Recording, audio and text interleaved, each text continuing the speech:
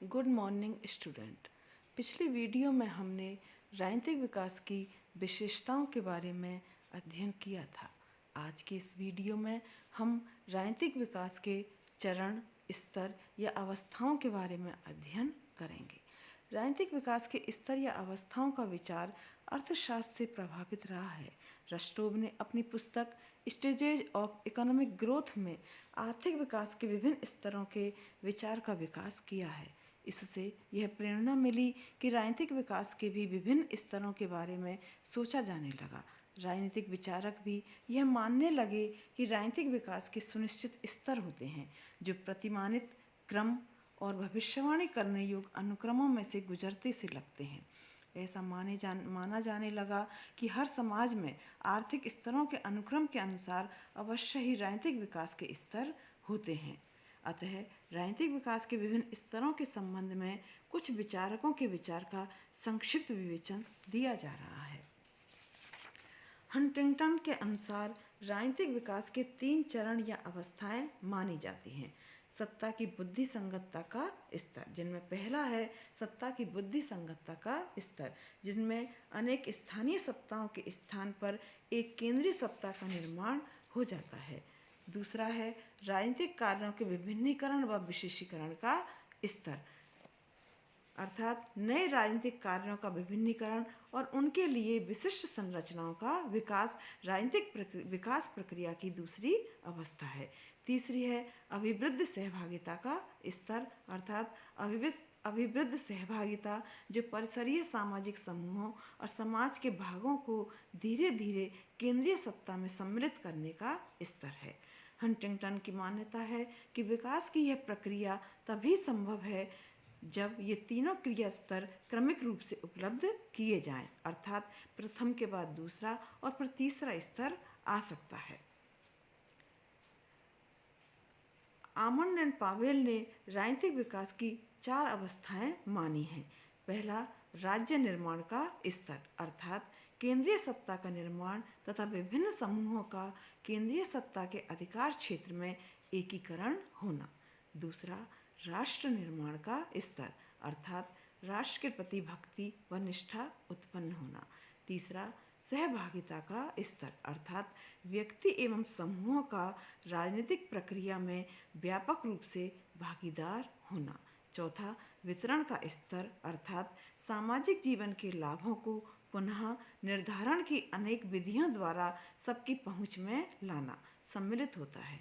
Almond की मान्यता है कि जिन समाजों में राजनीतिक विकास का अंतिम स्तर आ गया है वे सब इसी अनुक्रम से एक स्तर के बाद दूसरे स्तर में पहुंचते हैं और विकासशील राज्यों में यही अनुक्रम रहना आवश्यक है।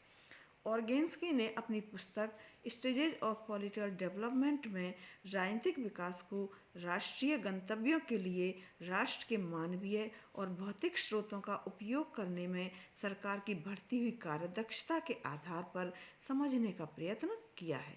उनके अनुसार राजनीतिक विकास स्वायत्त किंतु अन्य विकासों आर्थिक, सामाजिक और सांस्कृतिक से पूर्ण रूप से पृथक और स्वतंत्र प्रक्रिया नहीं है। राजनीतिक विकास अनुक्रमिक स्तर से ही होता है। राजनीतिक विकास के हर स्तर की अपनी विशिष्टताएं होती हैं जो अन्य स्तर पर अधिक से अधिक आंशिक रूप में पाई जा सकती हैं। राजनीतिक विकास का एक स्तर पूर्ण रूप से प्राप्त होने के बाद ही उसे आगे के स्तर पर जाना संभव है, अर्थात अगर विकास के अनुक्रम में पहले का स्तर पूर्णतया प्राप्त नहीं हुआ है तो उससे आगे का स्तर कभी भी सफलतापूर्वक प्राप्त नहीं किया जा सकता है। उनके अनुसार राजनीतिक विकास के 4 स्तर हैं। आदिम एकीकरण की राजनीति, दूसरा औद्योगिकीकरण की राजनीति, तीसरा राष्ट्रीय लोक कल्याण की राजनीति और चौथा समृद्धि की राजनीति। पहला है आदिम एकीकरण की राजनीति। यह राजनीतिक विकास का पहला चरण है। इस अवस्था में राष्ट्रीय सरकारें अपनी जनसंख्या पर प्रभावशाली राजनीतिक नियंत्रण स्थापित करती हैं। वस्तुतः यह चरण राज्य की सुस्थिरता का चरण है जिसमें राज्य के चारों तत्व जनसंख्या, निश्चित भूभाग, सरकार और संप्रभुता विद्यमान होते हैं।